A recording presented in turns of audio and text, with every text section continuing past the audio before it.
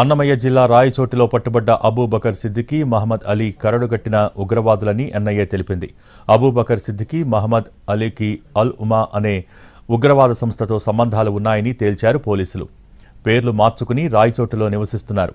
1999లో Cochin Durga express రైల్లో పేలుడు పదార్థాలు తరలిస్తుండగా అగ్ని ప్రమాదం జరిగింది. అప్పటి నుంచి వీళ్ళిద్దరూ తప్పించుకు తిరుగుతున్నారు.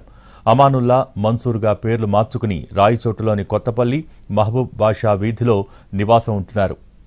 25 ఏళ్ల క్రితమే రాయచోటికి వచ్చి మారుపేర్లతో వ్యాపారం చేస్తున్నట్టు గుర్తించారు. రాయచోటికి చెందిన మహిళను అబూబకర్ పెళ్లి చేసుకోగా, సుండుపల్లికి చెందిన మహిళను మహమ్మద్ అలీ వివాహం చేసుకున్నాడు. మహమ్మద్ అలీ కిరాణా షాపు నడుపుతుండగా అబూబకర్ బట్టల దుకాణం పెట్టుకున్నాడు.